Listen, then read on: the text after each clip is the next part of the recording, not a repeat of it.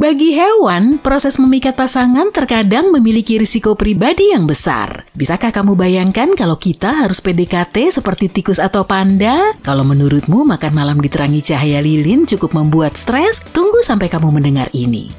Meskipun mungkin terlihat aneh dan bahkan berisiko bagi kita, sebenarnya cara pendekatan seperti ini sangat bermanfaat di dunia hewan. Coba bayangin gimana jadinya jika kita harus menjadi panda raksasa misalnya. Sebagai permulaan, kita akan kesulitan untuk bereproduksi.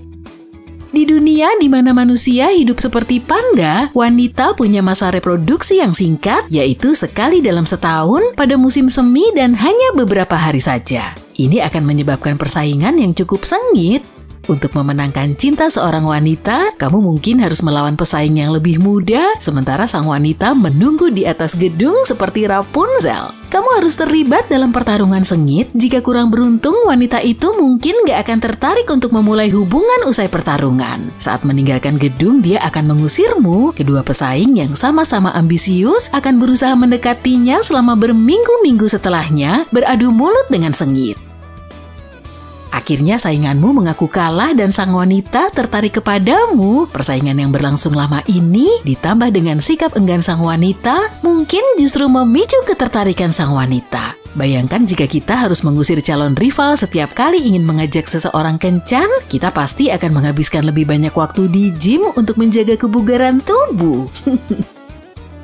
Tapi bagaimana jika kamu harus membangun sebuah kastil sebelum pertemuan romantis dengan tangan kosong tentunya? Dan bagaimana jika kastil itu harus indah sekaligus aman bagi pasangan dan keturunanmu? Nah, inilah yang harus kamu lakukan kalau berkencan seperti ikan buntal. Setiap kali ingin menjalin cinta, kamu harus membangun istana pasir. Kamu harus menggunakan tanganmu untuk membentuk pasir dan menciptakan bukit dan lembah yang indah.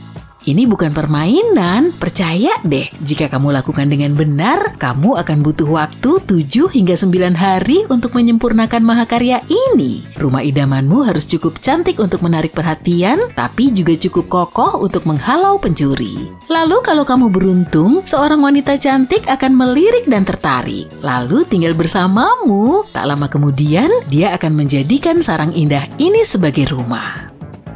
Sekarang bayangkan kalau kamu harus menjadi penyanyi hebat sebelum bisa mengajak seseorang minum kopi. Kalau sewaktu-waktu berada dalam situasi seperti ini, minta aja saran dari tikus. Kalau ingin menjadi romantis seperti tikus, kita harus memiliki trik khusus dalam hal suara. Kita harus menyanyikan lagu yang unik dan bernada tinggi. Lagu-lagu yang dibuat tikus berada di luar jangkauan pendengaran manusia, tapi kita bisa cari cara untuk menyiasatinya.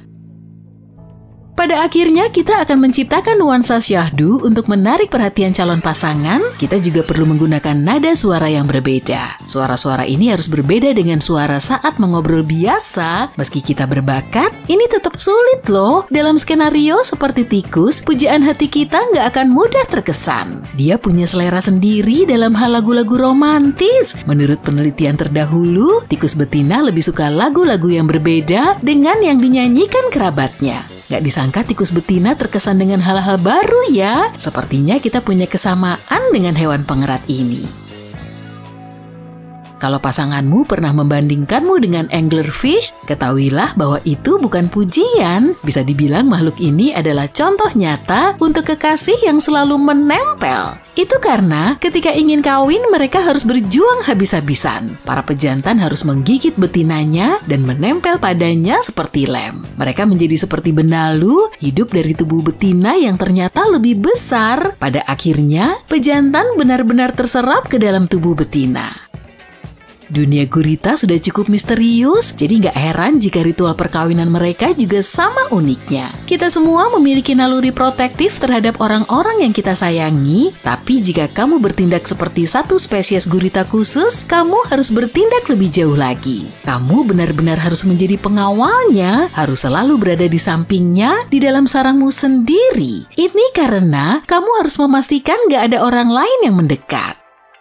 Semua menjadi semakin menarik. Bayangin gimana jadinya kalau kamu harus menyamar untuk bertemu dengan pujaan hatimu yang mungkin saja nggak begitu menyukaimu. Nah, beberapa gurita cerdik mengalami hal yang sama. Lantas, apa strateginya? Oke, kamu harus menyamar menjadi betina untuk mengelabui gurita jantan lainnya. Kamu harus mengubah penampilan dan warna tubuhmu agar bisa berbaur dan melewati para pengawal tanpa diketahui. Kenapa harus repot-repot sih? Ini bukan hanya soal menghindari bahaya. Gurita dikenal sebagai makhluk antisosial. Mereka bertindak seperti itu untuk menghindari luka-luka dari gurita betina. Sekarang kita beralih ke burung bowerbird, si arsitek kecil yang jenius dari Australia Utara. Bertingkah seperti mereka berarti harus menampilkan pertunjukan yang mengesankan. Tarian atau pakaian yang mencolok saja nggak cukup. Bahkan kamu harus membangun struktur bernama bower. Tapi bukan itu saja, kamu juga harus menghiasnya dengan berbagai macam benda seperti tulang, barang buatan manusia, dan batu. Anggap saja ini sebagai galeri seni pribadimu di tengah hutan. Setiap kali ada calon pasangan yang lewat, kamu harus ambil posisi di dekat pintu keluar pelataran bower. Dan disinilah keajaiban terjadi. Kamu bisa mulai dengan menunjukkan koleksi benda berwarna-warni yang kamu miliki, tapi inilah trik pintarnya. Bahkan caramu menatap benda-benda itu juga penting karena harus menciptakan ilusi ukuran. Saat menyiapkan tempat tinggal romantis, kita harus menempatkan benda-benda yang lebih besar jauh dari tempat tidur. Jadi dari sudut pandang pasangan, kamu akan terlihat lebih besar dan lebih mengesankan dari yang sebenarnya. Ini seperti trik cerdas untuk membuat diri kita menonjol dari lawan. Laba-laba Nursery Web membawa persiapan kencan ke tingkat yang lebih tinggi. Ingin ikuti contoh mereka? Kamu harus membawa hadiah. Dekati pasangan dengan berbagai macam hadiah yang harus diberikan sebelum menjalin hubungan lebih dalam.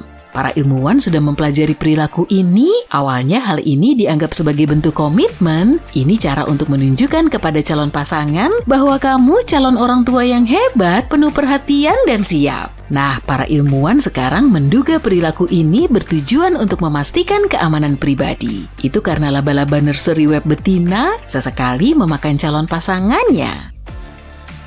Katakanlah kamu senang menjelajah, kalau begitu pola perkawinan albatros adalah cara yang tepat. Ini karena mereka makhluk pengembara yang dapat menghabiskan waktu bertahun-tahun berkeliling dunia tanpa menetap di satu tempat. Tapi saat kembali ke kampung halaman, kamu akan selalu kembali ke pasangan seumur hidupmu. Sebagai pasangan, kalian akan menyambut satu sama lain dengan ritual kompleks berupa pertukaran janji dan cincin.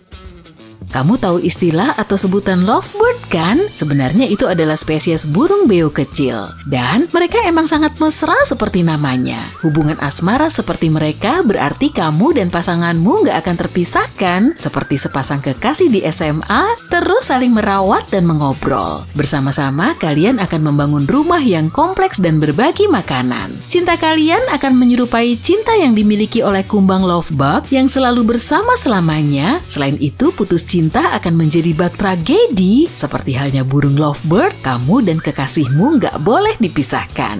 Penelitian menunjukkan bahwa burung lovebird bisa mati karena patah hati.